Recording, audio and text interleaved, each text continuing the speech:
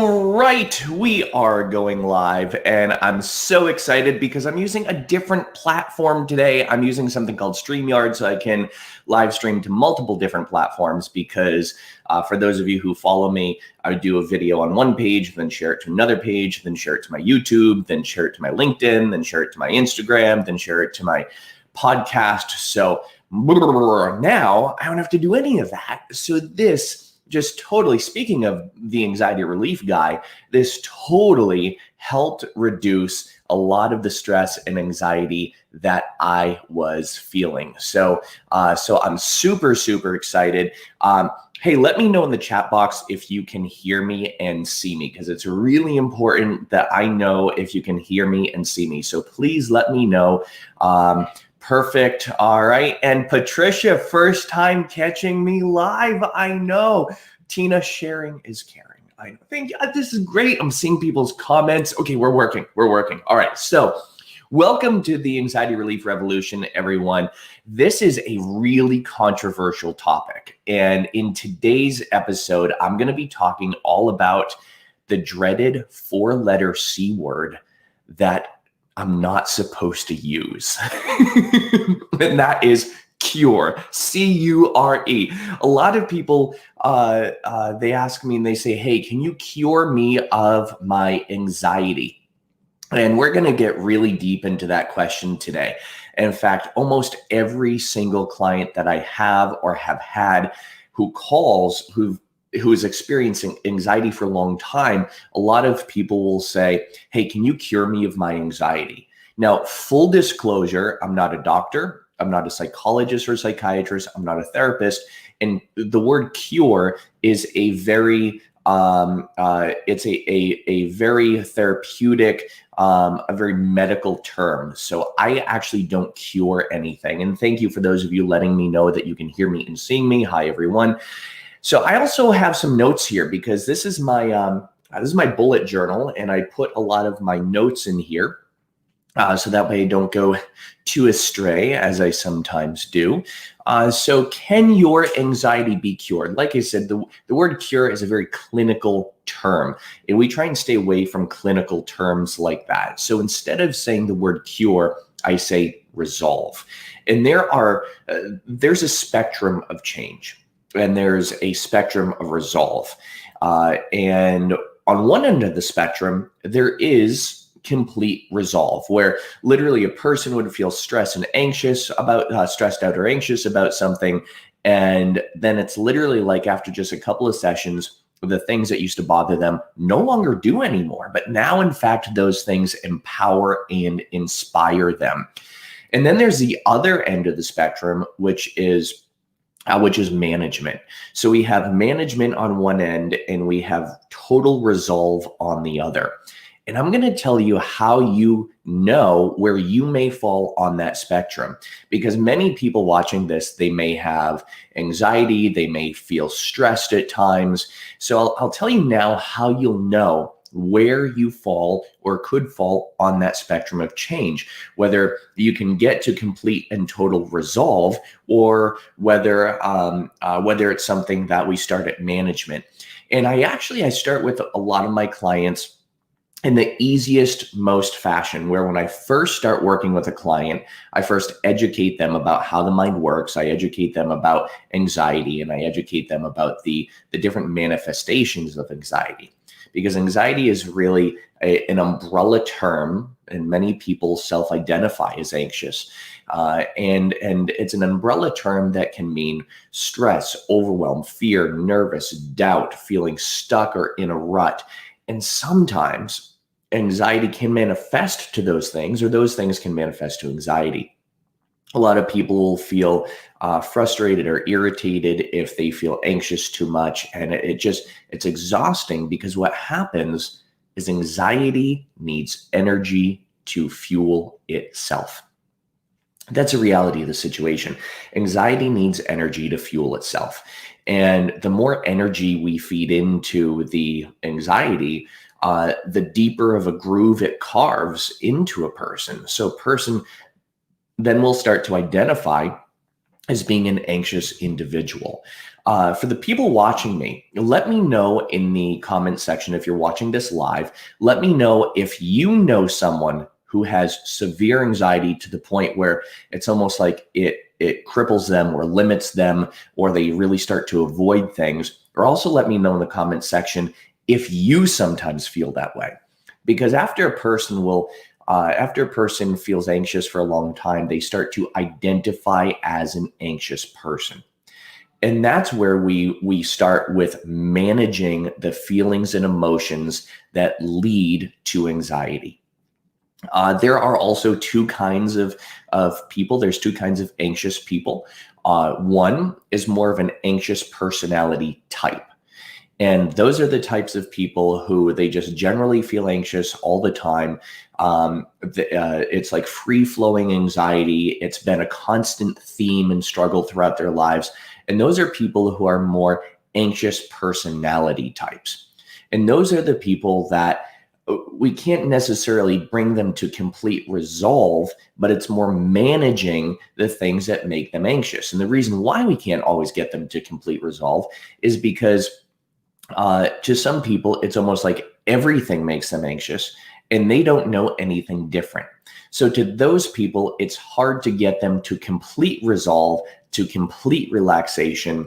And it's often where we have to start a person out with managing their anxiety, the anxious feelings, sensations, and emotions that lead to it. And I see people commenting here that they suffer from really bad anxiety. And people, that's actually a good thing to say, is I suffer from bad anxiety, instead of saying I'm an anxious person.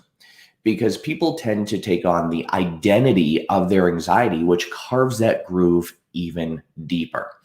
So we have the anxious personality types. And then there's anxious behaviors.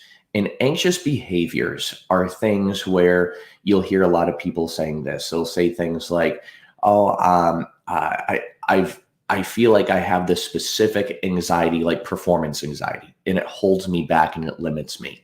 Where people will sometimes say, I have exam anxiety, or I have a specific fear of something.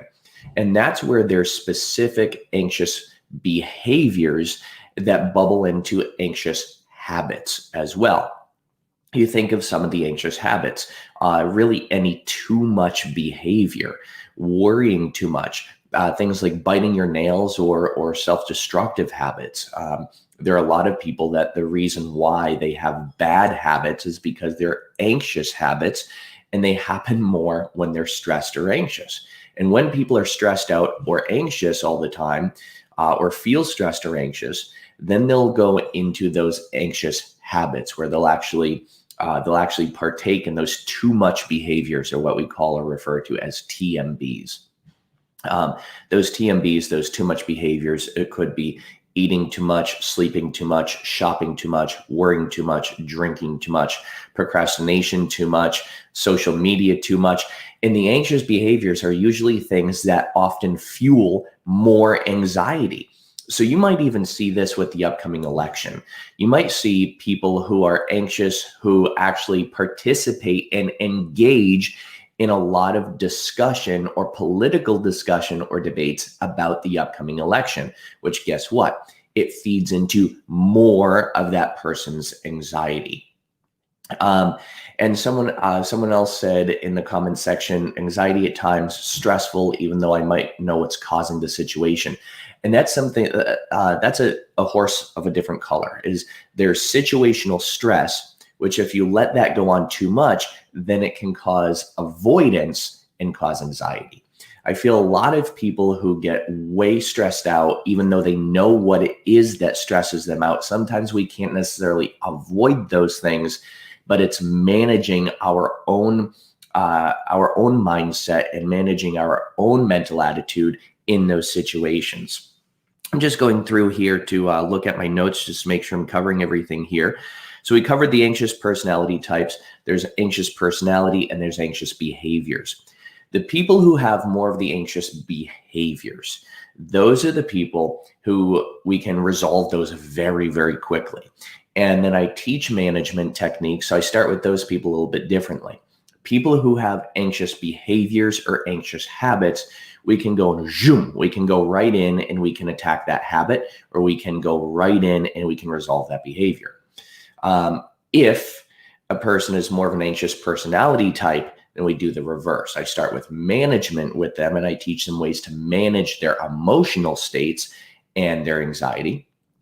And then we lead to possible potential resolve over time, because people who are anxious personality types, there's a little bit more work we have to do.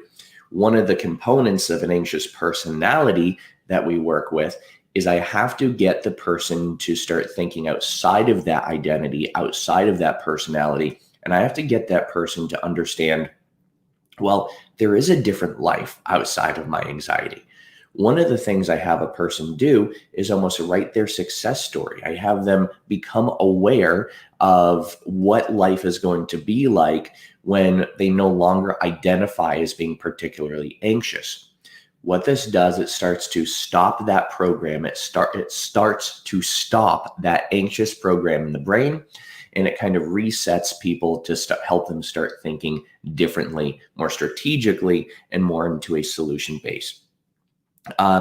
Now, there are two types of things that can be changed. And if you like what I'm saying, send me a heart. Make sure you heart this, make sure you, if you're new to me, make sure you subscribe, share this with somebody who can use this message, because I'm sure you'll hear a lot of people wondering, can I be cured of my anxiety? So make sure you heart, make sure you rate, make sure you subscribe, make sure you also share with people that you feel who can benefit from this message. And thank you so much for the people who are leaving me some love.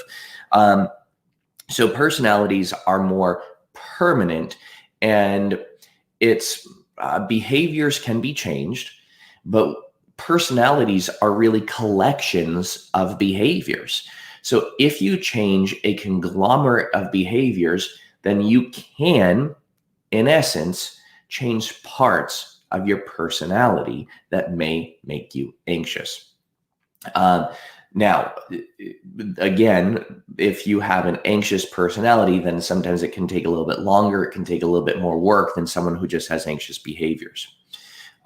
With this said, some people may completely disagree with me based on their experience or based on what they know or the way they were taught or trained, because anxiety comes from really lack of emotional control.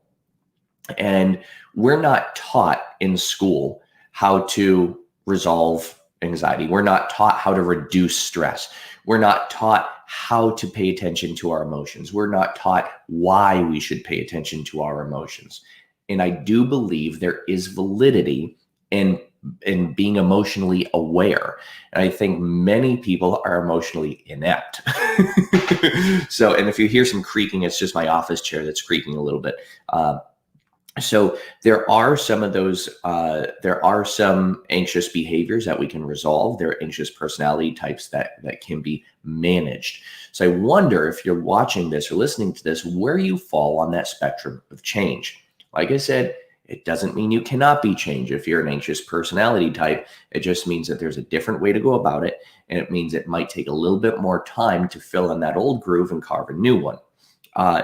And by the way, if you'd like, when you're done with this video or listening to this, you can head over to my website, which is dancandell.com, and you can get my anxiety relief quick start. What it is, it's about a 28-minute video that teaches you how I work with people, and it shows you the results that people get. And you also, as a part of that, you also get a video which actually hypnotizes you, utilizing a conventional hypnotic approach, which is more of a relaxation approach. So anxiety comes from that lack of emotional control, and we're not taught in school how to manage our emotions or why we should pay attention to our emotions. So this is where I put together programs of teaching people how to shift out of negative emotions when they should and shift into more positive ones. I do believe that we should pay attention to our emotions. Our emotions are there to tell us something, but when they become overly distracting and they become chronic, that's where we need to pay attention into how to resolve those emotions. And one of the ways to resolve those, or maybe to fix things that are going on in your life that need to be fixed. Another way is to adjust your mindset. And your mindset is by saying, okay, I'm going to proceed with feeling this way, concentrating in this way, and interrupting that negative thought pattern so that way I can feel more productive, so I can feel more focused. Let's see here.